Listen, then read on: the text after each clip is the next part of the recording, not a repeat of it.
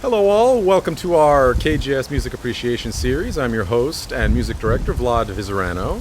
Just wanted to show you my terrible, horrible quarantine conditions over here behind me.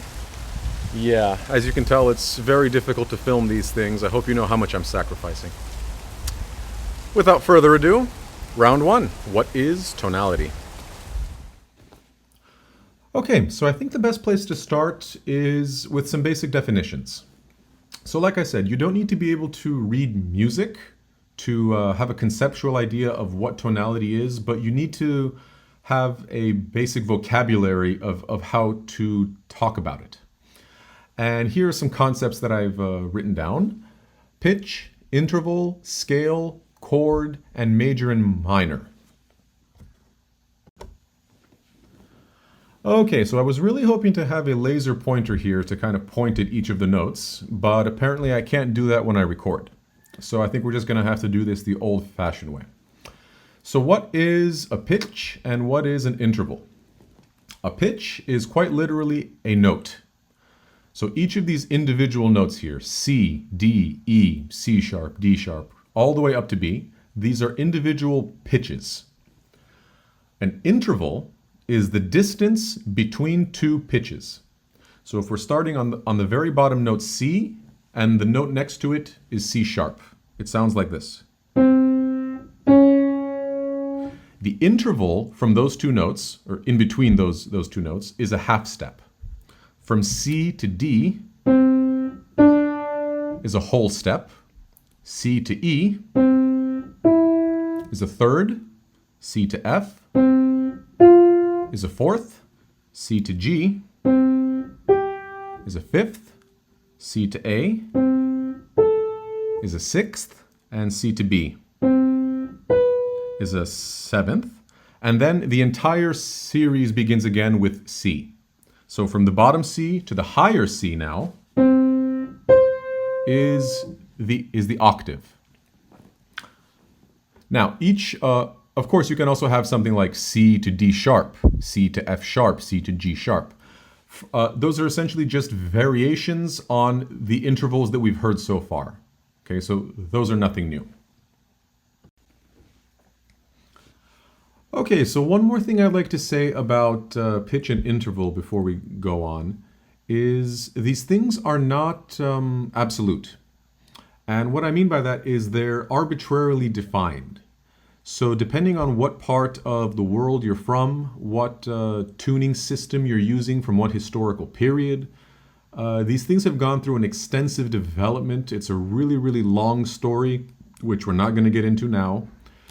But suffice it to say that, for example, the note C, which is now defined as having 256 hertz, could easily have been another note.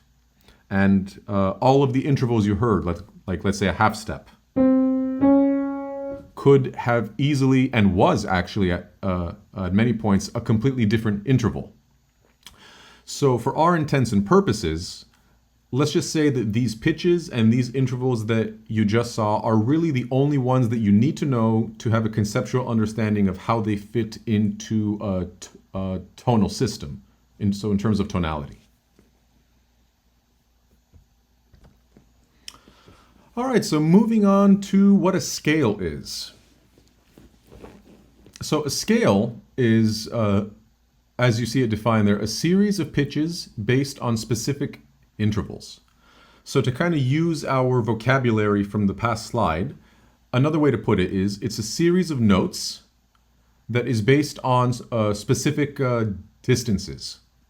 So in this case, a scale has to contain only half steps and whole steps. Anything beyond that is no longer a scale. So here, from C all the way up to the next C, which is right next to your B, if you move only in half steps,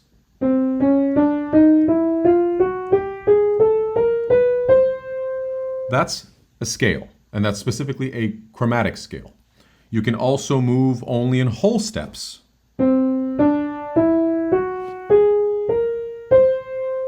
And that's called a whole tone scale. Or you could combine halves and whole steps. Now this is where it gets interesting. This is where the concept of major and minor starts to come in, but we'll get to that a little bit later. Combining half steps and whole steps is what a tonal scale, also called a diatonic scale, essentially is. All right, so the interesting thing about scales is not just what combinations of whole steps and half steps you use. That's just the technicalities of it. The interesting thing about a scale, and this is really where we get to what is the essence of tonality, is that the individual pitches of the scale have a certain tendency. They seem like they want to go somewhere. So for example, let's take a C major scale.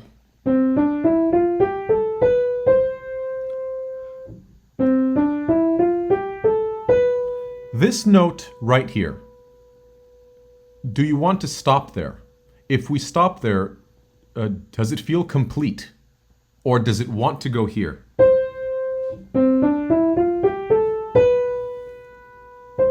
You almost feel like it leads there. It leads to the next note, which is your home note. So that's why it's actually called the leading tone. Likewise, the fifth note of the scale has a certain inherent drive to go back to the home note. The fourth note of the scale has a certain drive to go to the fifth, who then has a certain drive to come back to the home.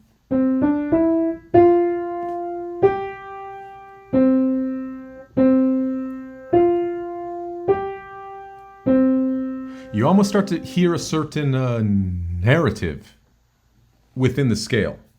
And that is, at the very, very essence, what tonality is. It's a series of pitch relationships where you start from a home pitch and you go somewhere. You go to another pitch, the fourth, the fifth, the sixth, whatever happens to be. And from there, that pitch has a certain tendency to want to go somewhere else within that scale.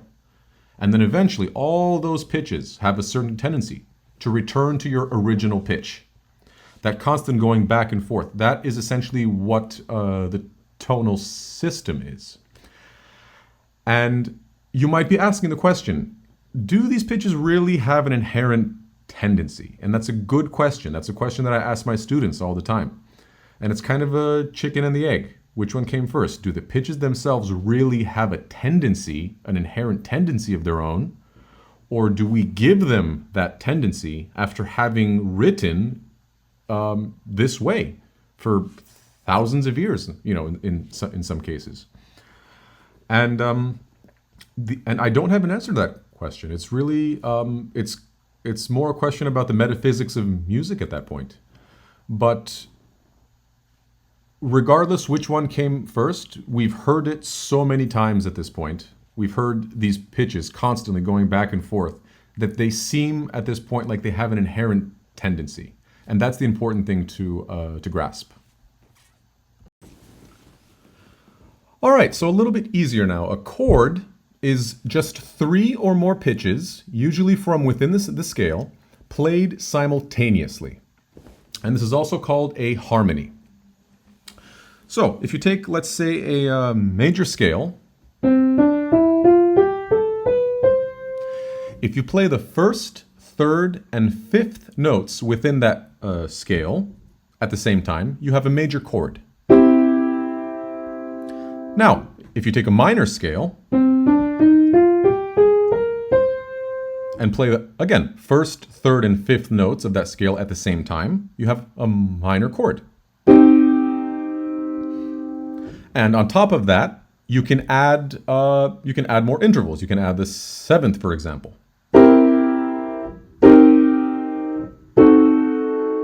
All of these are types of chords, so types of individual pitches that are played at the same time and that are related to your home pitch within the scale. Now, the important thing in terms of tonality is, just like the individual pitches of a scale, like we said, have a tendency to want to go somewhere, if you build a chord on each of those individual pitches, then that chord has a tendency to want to go somewhere. So let's take, again, C.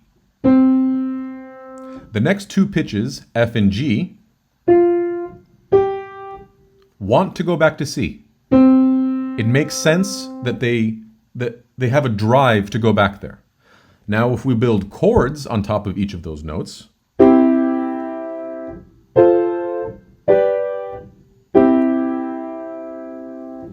those chords want to return to C. So imagine if I did this.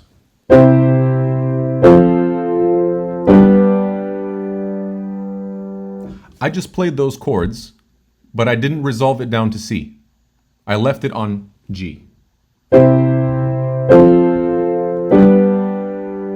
If I leave it there, you feel like it still wants something else. It's not home yet. It needs to go.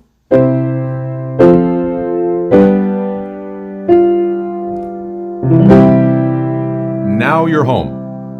Now it feels like it's complete. All of those pitches that have their own tendencies resolved to where they want to go. That is, in a nutshell, the very essence of what tonality is. Okay, so I've been casually throwing around these terms major and minor now for some time with scales and with chords. So here we are. What is major and what is minor? So conceptually, essentially what they are two types of scales. And specifically with those interval patterns that I wrote down there. So a major scale, if you start on any note, let's say again C, because that's the easiest one, and you follow that series of intervals, whole, whole, half, whole, whole, whole, half, you'll get this.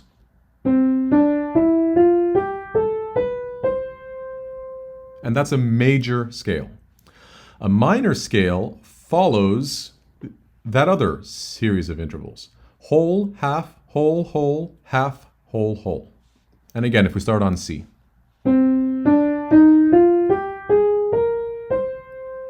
There you have the minor scale. Now, historically, there were more types of scales.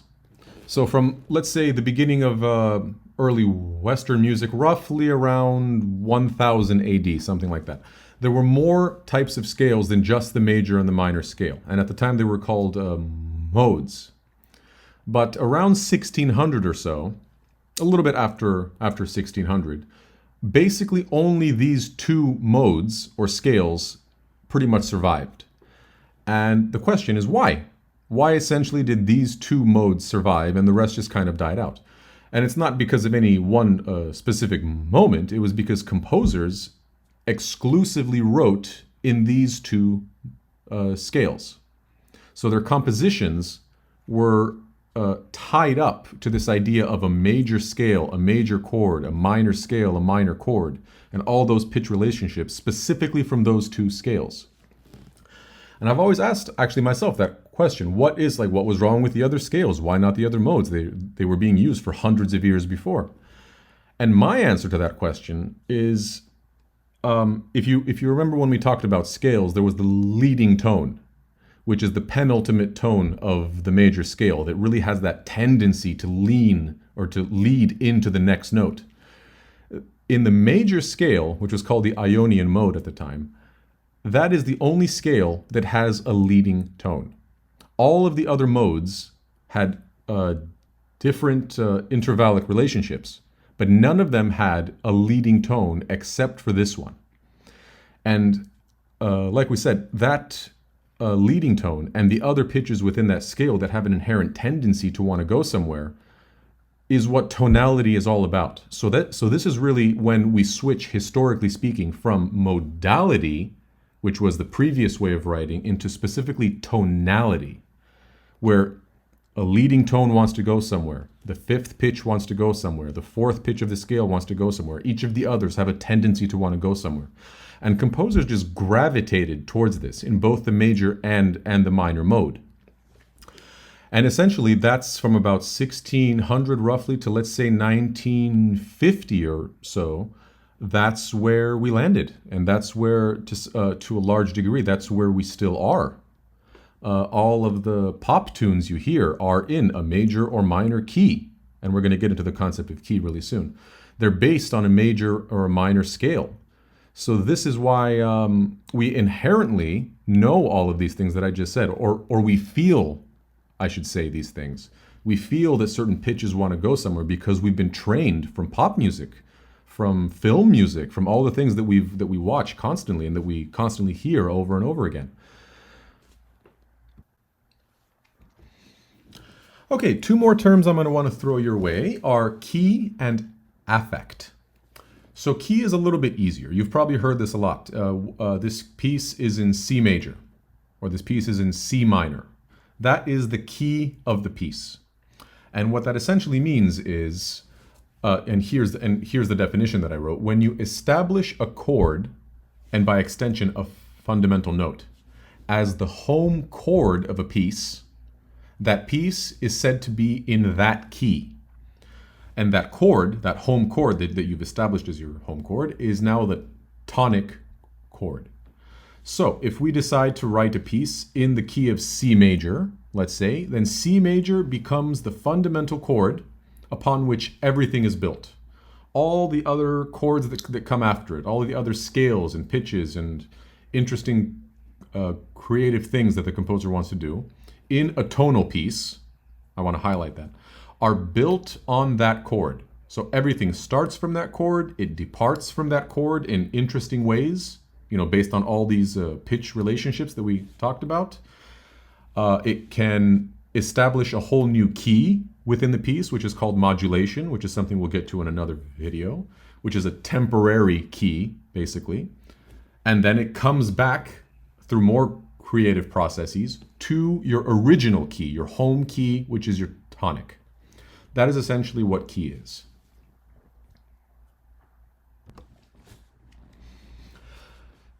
So the concept of affect now is a little bit trickier to conceptualize because it's not an objective thing. It's not a concept that can be equally interpreted by everybody. So first, my definition of it is the inherent emotional quality of a chord, a scale, or a piece is the affect of that piece. So essentially, how a piece, let's say, how a piece makes you feel by the way that it sounds is the affect that it elicits out of you. And you can tell this is obviously where subjectivity is going to play a big role. Two or more people can hear the exact same piece and feel in radically different ways, and they'd all be right. So major now, having said that it can be incredibly subjective, traditionally speaking, let's say 9 out of 10 people, if they hear a major scale or a major chord or a major piece, will say that the affect of that piece is generally happy or uplifting. So if you hear,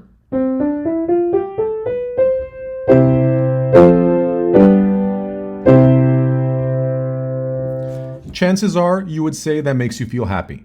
Likewise, if you hear a minor,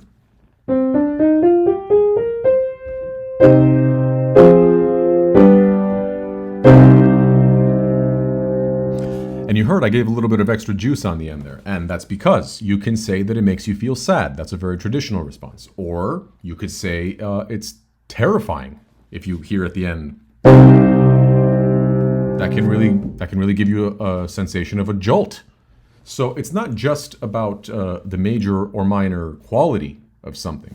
It very much is determined by the creativity of the composer, how the composer uses tempo, for example, how fast the piece goes, or how they use orchestration, which is how the notes of a piece, or let's say the pitches now because we know the vocab, how the pitches of a piece are divided among the orchestra in what interesting ways. All of these things contribute to what the affect of that piece is. But at the end of the day, it's incredibly subjective. Like I said, everyone can hear the same piece and have completely different answers. And me, for example, I've heard a piece that's in a major key that's incredibly sad. I've heard a piece in a minor key that's incredibly uplifting. So by no means are these rules. It's entirely up to the listener, and that's what really makes it fun. So I was thinking this week about how to put this all together. What is major, minor, affect, key, all of these concepts. And since I have a little more time on my hands now that we're all staying home, or we're hopefully all staying home, I was watching one of my favorite shows, 2.5 Men. I'm sure you've all seen it at some point. And this perfect scene, this perfect musical scene just came into focus where he's practicing at the piano. Charlie Harper, this is the main character. And everything just came together. It was a video that speaks 1,000 words, essentially. It's under 1 minute long. It puts everything from harmony to major, minor, key, and affect into one beautiful image. And I'm going to let you watch it first, and then we'll talk about it. So what are you doing? Just practicing. For what? Nothing in particular, just keeping sharp for my work. Oh yeah, your little jingle thing. Hard to believe that takes practice.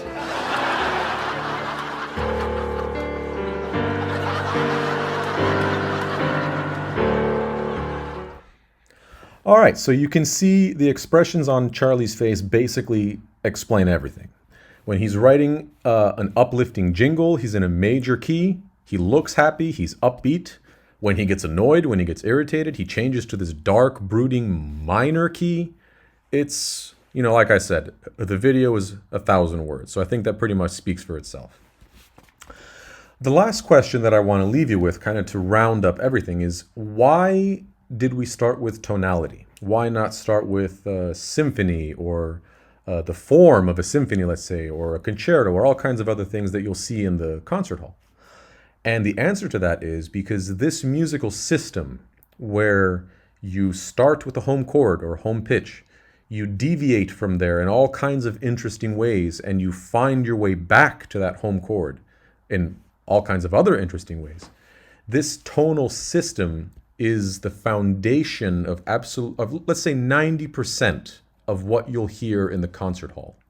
There are other kinds of musical systems. Obviously, we talked a little bit about modality. That comes up once in a while. Atonality, which is the lack of tonality, is another musical system that will come up once in a while. But 90% of the compositions you'll hear, and most of the most famous ones, the Mozart symphonies, the Beethoven symphonies, the Mahler symphonies, insert your favorite name here, they work in a tonal system. And even understanding just the basic concept of what tonality is will significantly improve your experience of what it is you hear. So I hope this was helpful, and we will see you next week.